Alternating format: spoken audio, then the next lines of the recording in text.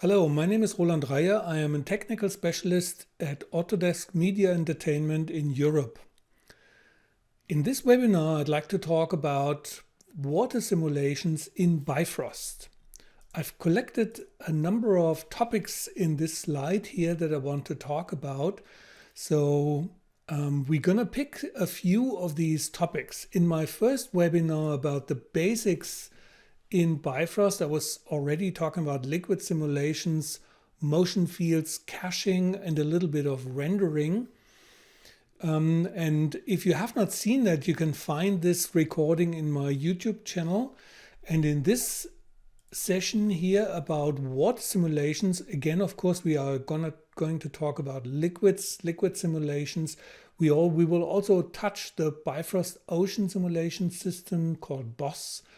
Motion fields again with geometry, guided simulation, of course, for simulation of oceans, for example, and then again a little bit about the rendering topic of Bifrost.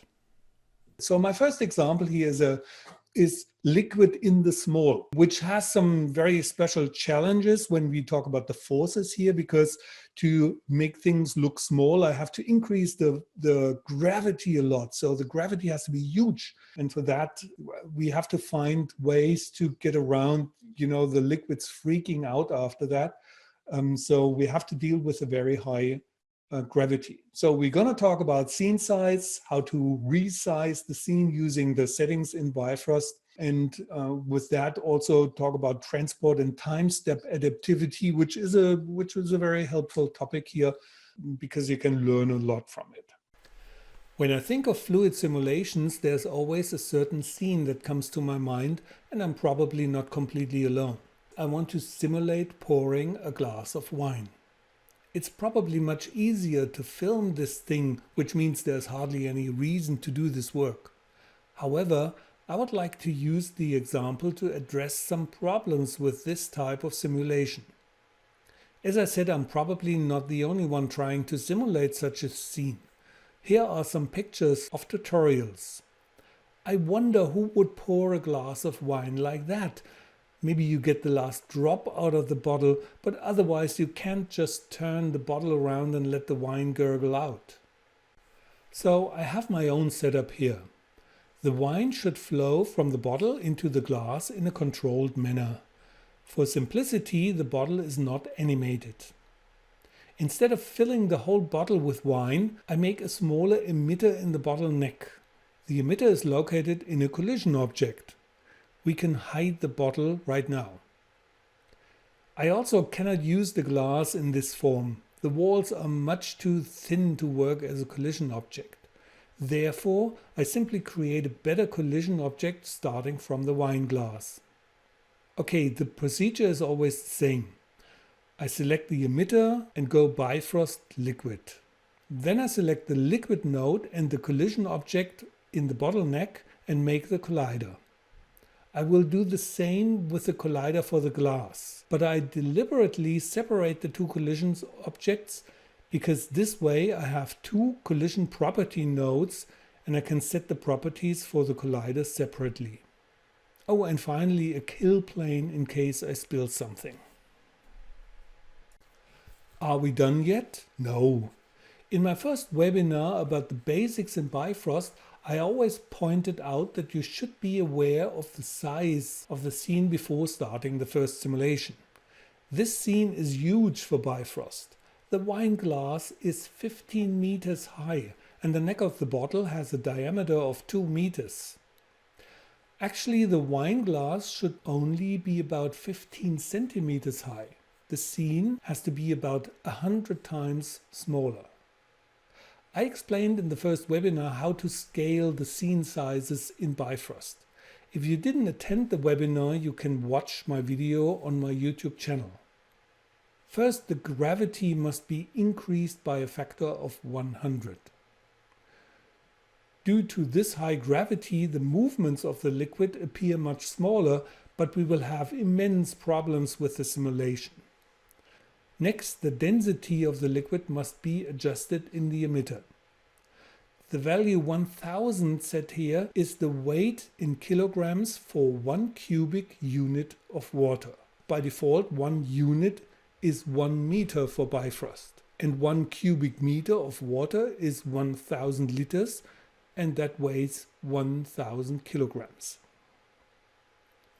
If I reduce the scene size by a factor of 100, then a unit is only 1 centimeter. So I have to enter the weight of 1 cubic centimeter here. A liter consists of 1000 cubic centimeters, and if it is water, then it weighs 1 kilogram.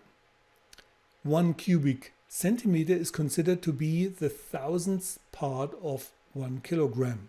Therefore, we enter here 1 divided by 1000 equals 0.001. And of course, I must not forget to enable the emitter's continuous emission, otherwise not much wine will come out of the bottle. Before I start the simulation, I should think about the master voxel size. At the moment, master voxel size is set to 0.5, which is much too coarse. That's probably why we see only very few particles. I like to use the grid to help visualize the master voxel size. This would be the current master voxel size of 0.5. This would be 0.25. Here we see 0.125. That might be enough for a start. Alright, let's start the first simulation. The simulation speed is just bearable right now. I just want to see some frames to decide what needs to be set. Unfortunately, the simulation is not very stable. The liquid jumps wildly around and doesn't deliver a nice picture. This wild behavior is mainly due to the very high gravity. For simulation in this size range, you have to either make the master voxel size much smaller, which of course increases the calculation times, or you have to calculate finer steps, which unfortunately also increases the calculation times. I tried first with finer calculation steps. The transport step adaptivity value is used to calculate particle movements in several steps when the particles move too fast. Say a particle moves through 10 voxels in a frame. The particle flies through walls because they are less than 10 voxels thick.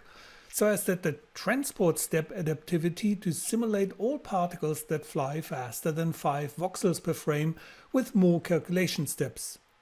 This table shows which values for transport step adaptivity generate new calculation steps at which speeds. If I now increase this value, I get more precise movements and especially the collisions become more accurate. I'll put the value up and the simulation will look like this. That didn't solve the problem. Transport step adaptivity actually helps when it comes to collisions. But when it comes to wild simulations or the interaction with very fast animated objects, you have to use time step adaptivity. The same table applies. Here too there are min and max step settings, which are very narrowly set in the contrast to the min and max of transport step adaptivity. So I have to think about how many steps I want to take at all. Remember, all transport steps are executed in each time step. The number of calculations can quickly become very high. That with the values depending on the velocity of the particles is a lot of guessing if we don't know exactly how fast the particles are. Fortunately, such values can actually be displayed. Here in the particle shape there is the possibility to display numerical values, for example velocity. When I turn this on and zoom in, I see that the velocity is about 30 to 50. That's quite a lot, I think. So I first set time step adaptivity so that the computation is done all 5 voxels and it should be a maximum of 30 steps. Things calm down now. After a few frames we have a quite stable simulation. In the head-up display I see that up to 12 time steps can be reached. I could now simulate batch test series to find the optimal values, but it might take as much time as if I simply set the values high and accept the longer simulation times. Long story short, I then halved the master voxel size and the simulation looked like this. That's alright, I guess. When I render this though, it looks a little bit unrealistically fast. So you should keep an eye on the general speed. For me, it was also a surprise to find out, when we simulate water on such a small scale or in such a simple example, it looks very simple. It's just a glass of water. Come on, can't be so difficult to have all these challenges, this overwhelming speed of the particles, this force that tears them apart and lets them explode. It gets even worse when you start to use surface tension. That I didn't even use that here, because then your particles completely explode as soon as they touch something, and you have to oversample a lot to calm this down and get something that looks a little bit like water with the surface tension. So be careful with this stuff. Always check, is it necessary to really simulate it, or isn't it cheaper to just film it on a table with a tablecloth? Sometimes it's easier. But let's assume, whatever we do is necessary, because, filming it would cost us even more. So our next example is a bigger size, a much bigger size. We talk about an ocean. You see this image here on the right side with the ship. That is one of these examples that we always show when we talk about guided simulation. So guided simulation means we have an ocean that is already moving. So we have some sort of waves going on, or some motion already, and we want to simulate on top of that using that motion that we have already. So best example is a very high wave, and then something crashing through the wave at one specific location. So we want to have that wave, is fine, but then we don't want to simulate the whole ocean. That costs too much time and we don't need that. So what we need here is guided simulation. We take this animation that we have already, which can either be some geometry, or it can be some low resolution liquid simulation, to guide our high resolution details that we need in a certain point, in a certain spot. So instead of a ship, I'm doing something else here. And again, it was a challenge, a surprising challenge, because my example seems to be more difficult than the ship example here, because with a ship, you have a relatively flat ocean most of the time. So in this example, at least, it's relatively flat. And the challenge is more to, find the right values with high resolution so that the foam looks nice, for instance, and then blend these animations together with the rest of your ocean. So in this example, I want to talk about guided simulation in Bifrost. Guided simulation means that you have some simulation already. It's either some polygons or some low resolution Bifrost, and you want to use this and transfer the motion over to some higher resolution simulation. So here's the page from the Maya 2018 manuals for the guided simulation, and you see this nice illustration, and I recommend you to walk through these instructions, because it's really step-by-step instruction to how to set it up. So in this example here, you see that labeled with A, we have some sort of an ocean, an animated mesh. In this example, it can also be animated Bifrost liquid simulation. That is the guide. B is our emission region. That is the region where we want some liquid simulation to happen, to have some higher resolution around a collider, which is labeled with C here. So the ship, for example. The typical example is this image with the ship that drives through the ocean with the various layers that are then blended together for the final result. I'm going to make something maybe more difficult. This example here for a lighthouse in the middle of the ocean. I want to have some waves running over a rock, for example, and water is running off the rock, and simulate that. So my example is very simple. I have made this very simple collider for a lighthouse. Let's say the top of these cylinders, that is my actual lighthouse. Then the middle level here is also some concrete construction, and then the lowest level here, that would be the rocks, and I expect the water to run off of these. And you see here my grid should be my sea level, and some waves are washing over this rock level and other waves, you know, are below, and then the water should run off of it. I'll start with creating a polygon plane like so. I have a certain size in mind. I want it to be 15 by 50 meters.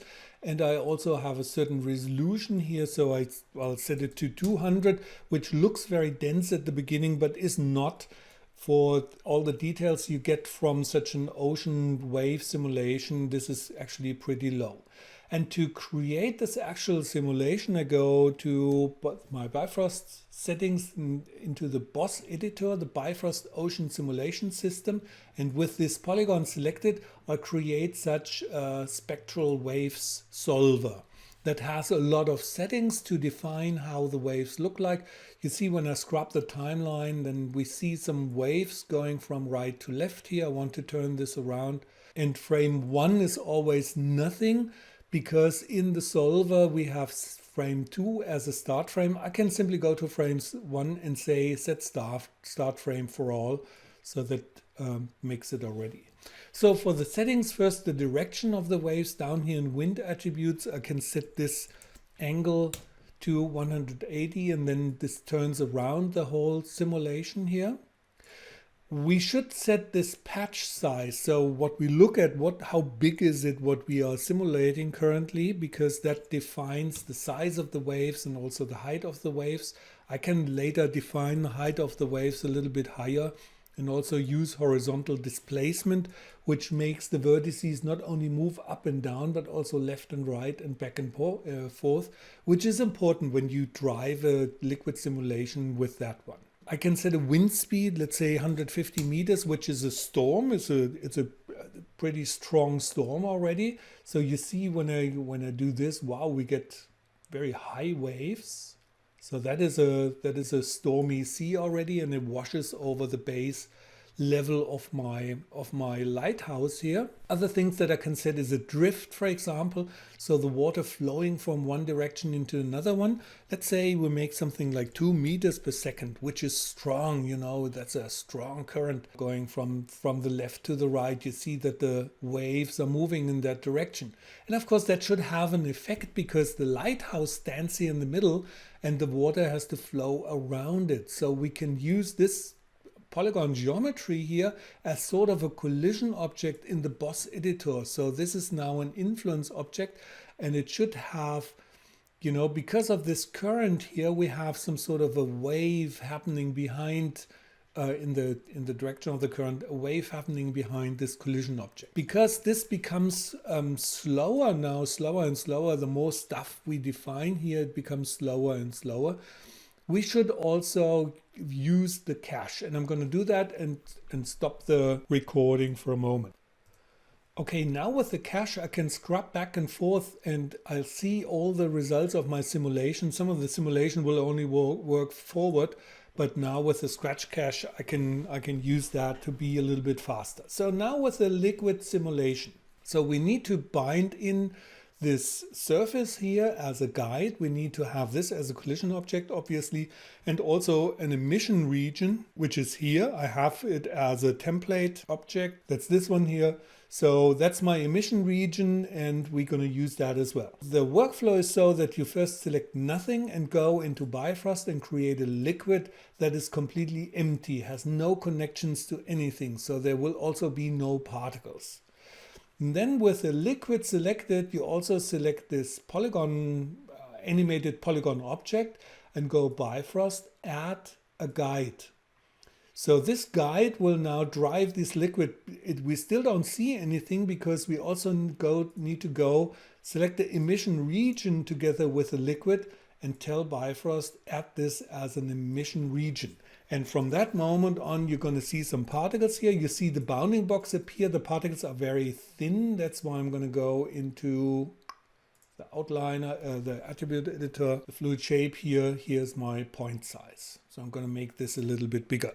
So here are my particles. I can then again hide my emission region. I don't need to see that one anymore. And also in the liquid shape, I can turn off the bounding box, which is sometimes, yeah, well, at least it's not needed. Before we do anything else, we also need to set this as a collider together with the liquid.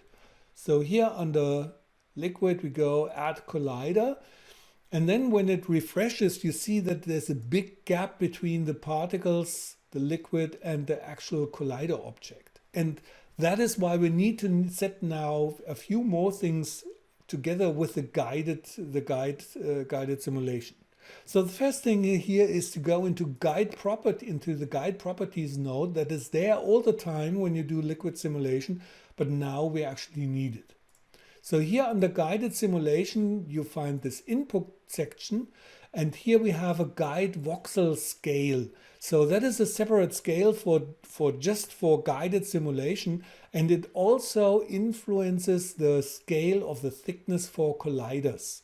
So I want to turn this down a little bit because this gap was too big. You see now it's much better, and as soon as I increase the master voxel size, this is going to work better and the particles go closer to the actual geometry. The next value, this one here, min simulation depth. When you look down below this thing here, whoa, there's a lot of particles there. It's actually a volume, and that's what it creates. It does not just simulate on the surface, it creates a real volume. So in case something splashes into the water, or in case you have waves that do something that need a volume to simulate. This is too big. I can turn it down to 2 or maybe 1.5 to have less of these particles below the sea, because it also, slows down my simulation times. The next settings have to do with the emission region, this hidden template object here. So in the emission, you would set the type of liquid that you are simulating here. In this case, it's water, because 1 cubic unit of it weighs 1000 kilogram, as we can see here. You could also influence the size of the scene with the density of this object here. We can set a death age, so when particles escape this emission region after 3 seconds, they would simply disappear and die. So it's removing this part of the simulation that escapes the actual way here. And this blend with guide value is important, because at the border, at the border of this cylinder here, the particles are going to follow the guide. But right beside it, they are not following anymore. So the liquid is doing its own thing more or less. And with this value, you can bump this up. So here with 1, you would have a full following here on the border, and it decreases going to the center in a linear fashion using this value. Okay, this is a setting that you should definitely do. And now I'm going to run a simulation, and we have a look what it's going to look like. Maybe I'll increase the master voxel size first a little bit to 0.25 or so that we have more particles. And you also see that this gap here is going to be reduced with more particles. I'm going to run a simulation and stop the recording for a moment. And here we go. You see, this is the simulation with both objects on. You see that that's a funny behavior. Some of the particles, some of these liquid particles flow over that animated guide surface, which looks really funny. They also interact with the collision object, so with the lighthouse and with the rocks, with the lower rocks layer. But something that I don't like is that some particles seem to be underneath the surface. Yes, underneath the surface of our animated polygon object, and that's the problem. So I made a second version of this animation, which is this one here, where I have cut out that region where my liquid happens. So I actually took a copy of my emission region and cut it with a Boolean operation, cut it out of this animated ocean surface, so that we can better see what happens with the liquid. Not everything is perfect, so we have some problems because this region is too small, but I can clearly see how the water runs through and around this lighthouse and off this rock layer, rock level, which is exactly what I wanted. So far it works fine. Now let's talk about rendering this whole thing, because we have some special problems here with the two objects intersecting each other. So I consider the particles here, the liquid simulation, an object, and of course the polygon, animated polygon plane is also an object, and the two intersect each other, and we need to separate them and create a proper mask to be able to render them separately. Because let me first create a light here from Arnold Physical Skylight, and then increase the intensity a little bit and make an initial render. So here you see both objects together, and the polygon plane has a standard Lambert shader in gray, and the water here on top is actually hard to see, but the two objects intersect each other. And I cannot just render first one and put it on top of the other, because it's not exactly, it's not a thin object. So our water object is not a thin object. So when I select this polygon plane here and hide it and render just the water, you see, oh, there's a lot more underneath. We have some depth to it. And we can even see it better when I create a separate shader for it. Let's say a standard surface shader, and this standard surface shader, I'm going to make it, or it's white by default. So here we can clearly see what the problem is. So we have some surface on this object and some part down below. And you cannot separate the two. There's no way to say, hey, this is the surface and this is down below, because it's more or less a volume. And we need to have some sort of a matte channel to separate the two. And there's something built into the liquid node here, into the liquid shape node for rendering. So down here in the render settings, when I close the points controls and the volume controls, here under the surface controls, you find ocean blending. And ocean blending, oh, I want to enable it, of course, so let me turn it on. This alone doesn't do it. So the whole process is a little bit more complicated. As soon as you enable it, this value is going to be output to the shading system, the ocean value. You can call it whatever you want. So I could make a channel called Roland, for example, and it would use that as well. So let's use the standard ocean value or ocean name for rendering. So first we need to connect the boss output to this one here. And unfortunately, I cannot drag and drop it. So what I need to do is to turn off auto load and then take the boss output and say use selected. So now the boss output shape is connected, and I can turn auto load on back on. It's still not going to work. So now when I render it, I see this.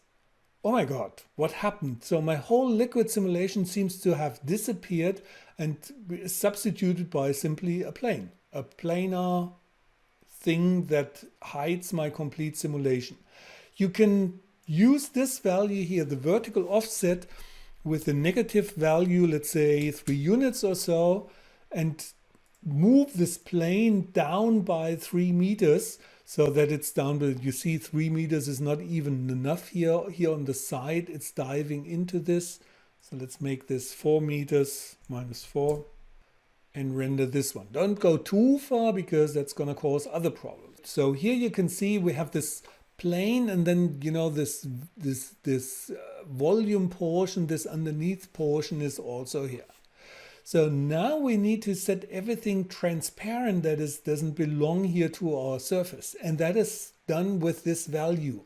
So using this new surface shader here that I have applied to my liquid shape, I'm going to create a new node called user data float, because this ocean value is just one float.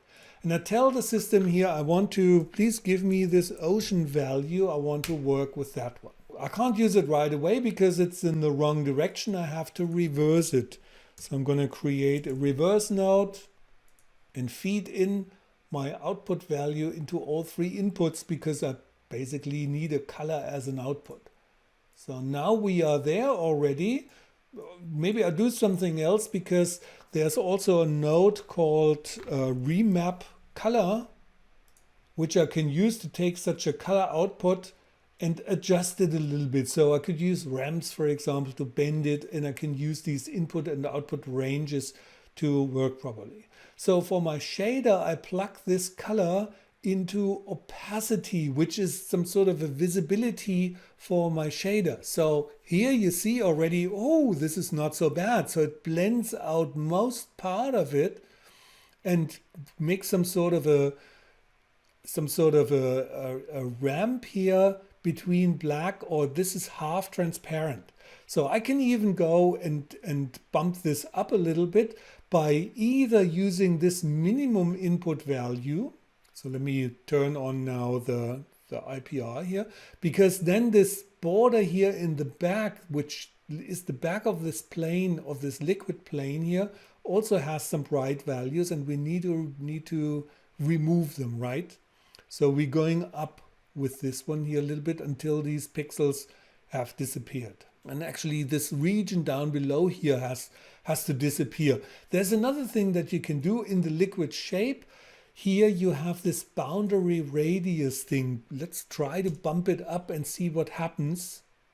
You see, it's even, you know, going denser. So now we can actually remove more part of this and get rid of this edge here in the back of the shader. So maybe I also have a maybe I can bump this up here so that the edges already become transparent. That's what we want to do. So this is just an example shader. I'm going to remove the shader altogether, and actually I want to, for my liquid, I want to assign this water shader again. Assign material to selection, and then I put it in here because I want to plug my output into this opacity of my water shader. And you see now the water shader can now blend into the rest. Now I unhide my boss output, and I take this shader and drop it on the boss polygon as well. Now we have both objects here with the same shader together, and now it's blending together. Actually, this is not going to work. So what I'm telling here is nonsense. You cannot render them both at the same time. So what you really have to do is to hide this object, render this portion first. So we need to have a matte channel, which we cannot see properly here because the sky dome is in the back. So I'm going to turn the visibility of the sky dome down, and then when I render this, I can switch on the alpha channel. And here, as you see in the alpha channel, we have an alpha channel that we can use to bring the two images together. So the background plus this liquid on top of that. So that is the workflow. You have your user data, the ocean that comes from the liquid and will be blended together. Remember to reverse it and then remap color it so that you have some values that you can use to drive this up and down. So this was my example for the guided simulation. Just the takeaways here. So we were using the BOSS, the Bifrost Ocean Simulation System, to animate this plane here, and then, you know, generate a liquid simulation just to get the details where we want them. So here in the middle around this supposed lighthouse where it was, and then we needed ocean blending to put these things together. Ocean blending was particularly difficult for me because the manual, the help manual was not very helpful in this case. I mean, it was talking about the right things, but the step-by-step thing was missing, so I couldn't figure it out.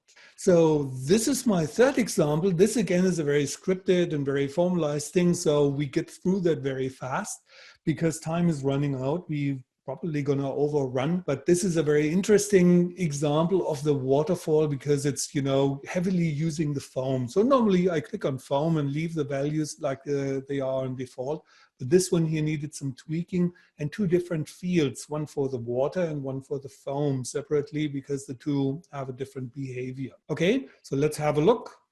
In this example, I'd like to create a waterfall. A waterfall is easy, right? Just create an emitter and let some water flow over some rocks and we are done. But when you search for waterfalls in Google Images, you will find that there are many different kinds of waterfalls. There are small streams splashing over cliffs, powerful waterfalls when an entire river thunders over a ledge, long thin ones when the water falls very deep and almost completely turns into spray.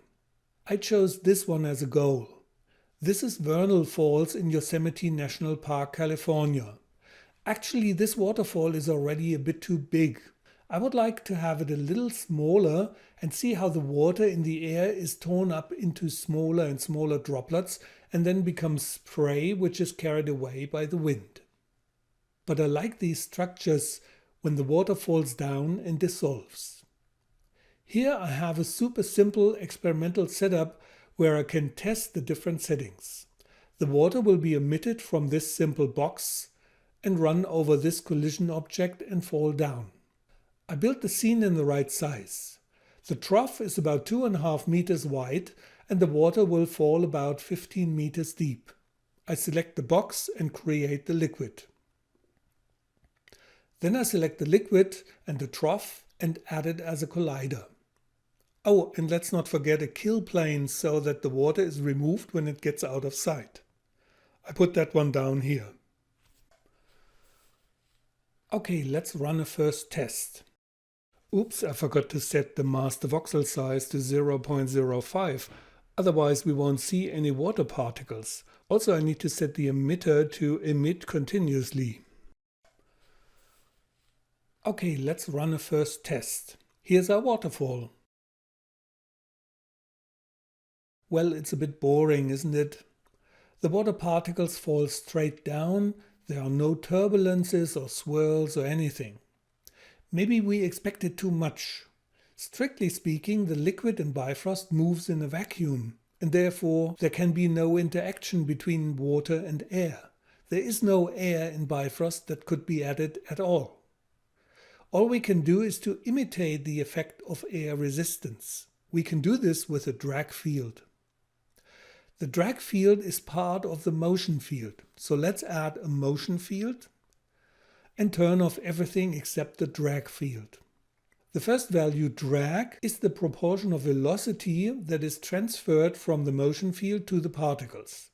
Since the motion field does not move in this example, drag acts as a kind of friction in space and slows down the particles. We leave the value quite small. The second value, normal drag, is a bit more complex.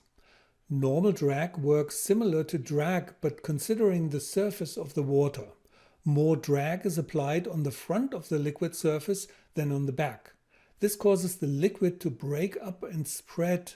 I set this value higher than the regular drag. With these settings, the water will already look pretty good. We will get structures that look like those of a real waterfall. However, it will be difficult to intensify the effect. The drag field slows down the fluid too much.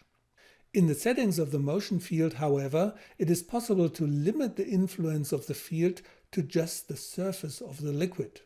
I set this value very low so that the drag field can actually only slow down the fluid very superficially, just as the real aerodynamic friction would do. Here you can see the result. First of all, the water is slowed down slightly and forms into lumps. These lumps are then repeatedly flattened and torn into smaller pieces. Eventually it becomes droplets that spread further. All this is still too blue and watery for me, but I think we are moving in the right direction. Actually, the blue color we see here is only a so-called diagnostic shader and has nothing to do with water. What we see here is a ramp which represents the velocity of the particles as a blue gradient. If I adjust this a bit, it looks like there's foam or spray on the surface. This is, of course, only an illusion. We have to create the foam explicitly as a separate object. At least it's pretty simple. I select the water and go Bifrost, add foam. At first it looks like this. At certain points in the water, white foam particles are created and then simply fall down. In foam properties, I can now adjust how many foam particles are generated, under which conditions they are produced, how they behave, and how they finally dissolve. First, I lower the emission rate. Then I have to set the conditions under which foam is generated on the water surface. When the water exceeds a certain speed, when the water is agitated, swirled up and stirred, when the water exceeds a certain curvature. But how should I know which values are correct here? How do I know which values of velocity, churn and curvature are present in the fluid? Oh, for speed there's actually this diagnostic shader which shows the velocity as a blue gradient. Hereby I can easily visualize where the fluid reaches high velocities and also in which range these values move. Unfortunately, churn and curvature are missing from this list. I have to switch on the calculation of these values explicitly in the liquid properties node and then repeat the simulation. See here, now the values are available in the diagnostic shader so that I can visualize churn and curvature. Let me adjust the values. I also adjust how deep below the surface of the liquid foam particles can be created. If I increase the minimum value a little, then not as many particles are produced at the surface. Emission flatness to surface set to 1 will always transport the particles immediately to the surface of the liquid. Emit motion streak randomizes the particle positions along the velocity vector when they are emitted. Higher values may help to reduce banding, but also may result in a noisier appearance. Now to the settings for the behavior of the foam particles. I turn on Evaluate Neighbor Tile and Compression Model. Both are supposed to simulate a kind of volume so that the foam particles influence each other. Evaluate Neighbor Tile also includes the setting Preserve Volume under Volume Behavior. This should be greater than 0. The value Target Density belongs to the compression model. Together with the value Point Radius, it defines the accuracy of the calculations of the compression model. Dissipation Rate defines how quickly foam and spray dissolve. I'll set it a little bit lower. Buoyancy finally causes the foam particles to rise to the surface of the liquid. That doesn't really matter here.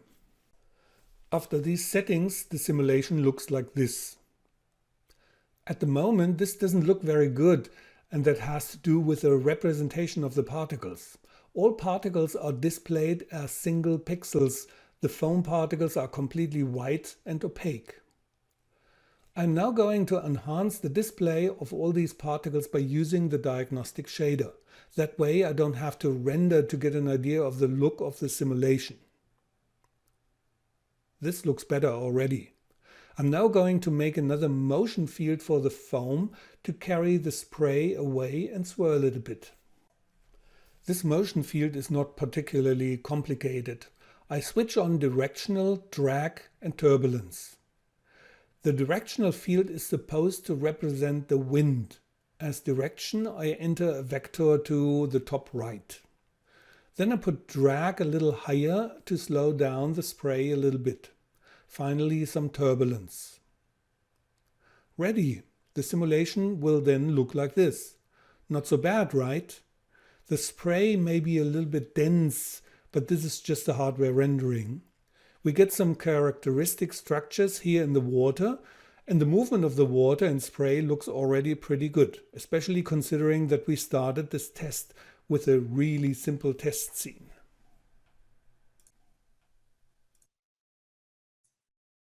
So the general setup was a very super simple one. So when you look at an example of a waterfall like this picture here, you are tempted to make a difficult setup, with a complex collision object. And so try it simple. First, try the most simple thing that you can think of to get an idea of the values. You have to set it up a few times to get an idea where are the values that make sense and what doesn't make sense. Otherwise, you create things that don't make any sense and just slow down the whole thing.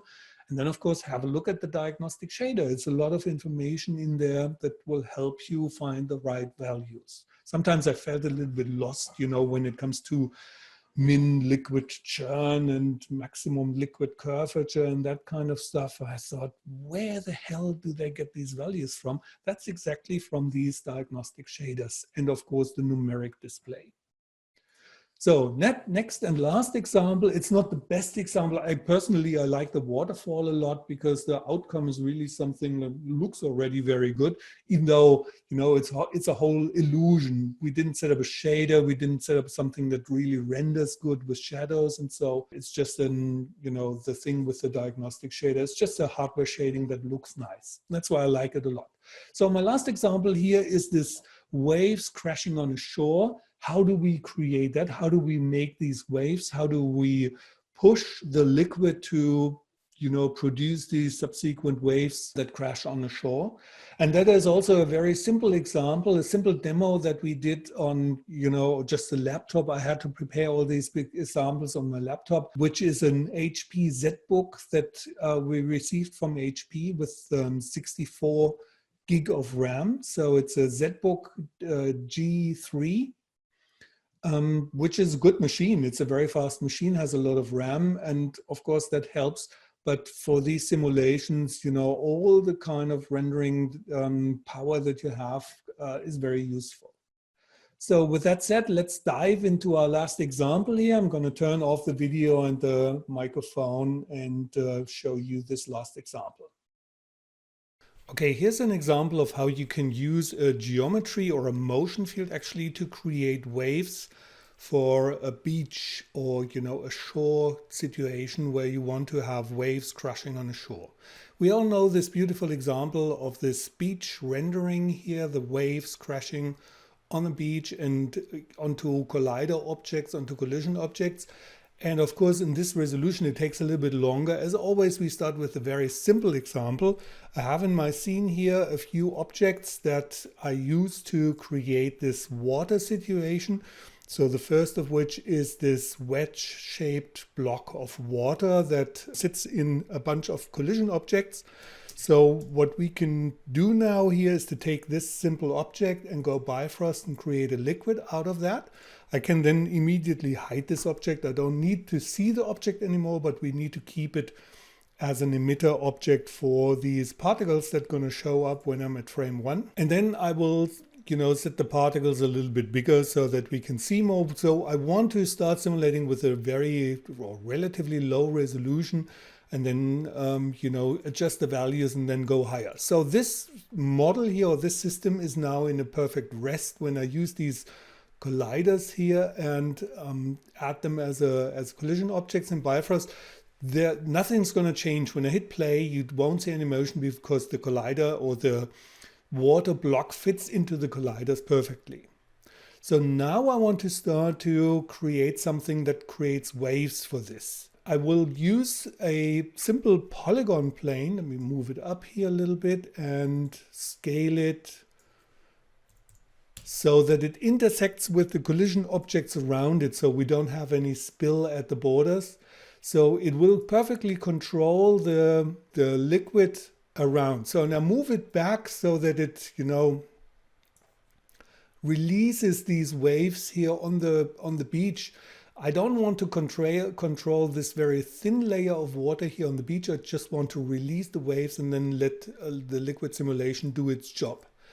So, and then I move this down here to the level where it intersects with the particles. And what I also do is to increase the resolution, because now when we add some simulation to it or some wave deformer, we need some resolution to actually show this. And the actual wave deformer that I'm going to use here is the Boss tool. So I'm going to open the Boss editor, and in Boss, with this geometry selected, I'm going to create a spectral wave solver. This spectral wave solver has a bunch of settings that allow me to control how this object is going to move. So right now, when I scrub the timeline, you see that some waves are going to move sideways here, from the left to the right. And the first thing that I can change here is the wind direction here in the spectral wave solver. I set it to 90 degrees, and now the waves are going to go into the correct direction. So in this case, from the right to the left onto the shore. This is an important one. And then, of course, also the wave height and the depth. So let me go back to frame 1 here and set the start frame for this thing to be frame 1. So the wave height defines, how strong this deformer is going to work. And I actually don't like to have the up and down motion too much. So I set this to a lower value as the default. What I want much more is this horizontal displacement. So I set this up, and when I overdo it, like 3 here, you see especially when I turn on wireframe unshaded, you will see when I scrub the timeline what it's doing. So it's doing a left and right, left and right, back and forth, but not so much up and down movement. And we want this back and forth movement for the waves to push them a little bit in a certain direction. So I set this to 1, higher than the actual wave height. And with that, the settings for the spectral solver are okay. So I'm now going to use this geometry. I can turn off the wireframe unshaded now. Use this geometry and the liquid and go into Bifrost and add this as a motion field. So in the motion field, and I can hide the geometry instantly. So in the motion field, I need to first set what I want. So I want the geometry to influence my object here. And I don't want any directional field or anything like that. So all the settings that matter are here in this geometry section. And the thing that I want to do is to inherit velocity. So when this geometry moves back and forth, it's going to inherit this velocity and actually enhances or makes it stronger, so that this movement of the waves will be transferred to the liquid. And also it has a fall off, so it only works in a certain distance, which is okay for me. And now when I start the simulation, and when we look at that, it's going to look like this. So as you can see, we have quite an interesting motion with relatively little effort that was easy to create. And the Boss Spectral Solver actually serves very good as a wake for these waves, because these are real waves, or these are this is a simulation that is very close to real waves. So when I take a look at this, I can also go into the liquid shape and change the colors a little bit. You see this ramp here for the velocity of the particles is spanned for a unit range from 0 to 20. When I turn this down to like 10 or so, we see in white a little bit more of the actual velocity of these moving particles, which to us looks very much like like foam on the surface, but we have to create the foam separately. So I simply select the liquid and go Bifrost add foam. Now that creates another object. You see here we have now a foam shape, and it also has a point size. Let me set that to 3 all the way. And in the foam properties, I can now define how and when and how much foam is going to be created. So for example, how fast does the liquid have to move to create some foam? So I can set this up a little bit. I don't want to the speed to influence the foam too much. But on the other hand, I want to have foam created when the liquid is churned, when the waves are breaking. That is when I want to have foam. So I lower the minimum requirements here, so to get more foam when the liquid or when the waves are crashing on the shore. So when I have this, I can start simulation, and I've cached this already, of course, for you, and it looks like this. Now you see the foam here is also very realistic already. With very little effort, we can use these defaults, or almost these defaults, to create a very interesting simulation with a few clicks and with very little effort in terms of calculation time. So this is still very low resolution. I have not yet increased the master voxel size, coming from 0.5. So that was relatively quick to simulate. But then, of course, as soon as we add more things like stones and stuff like that, and we want to have finer resolution, finer details, then we need to increase the resolution and run more tests to see how these attributes behave. So here is an example of such a test where we use a variety of settings, like inherit velocity, for example, to test how the water is going to behave and how the simulation is going to go.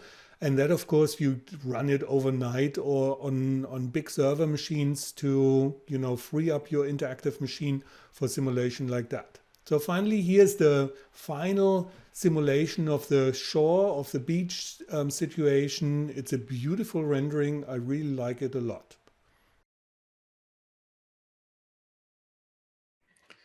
Yeah, I wish I had the rendering power to make a simulation like this one here and to, have nicer examples. But of course, that takes a little bit longer, to get that level of detail for the foam and also for the liquid. You need some more rendering power. You also see here something that people have asked me already.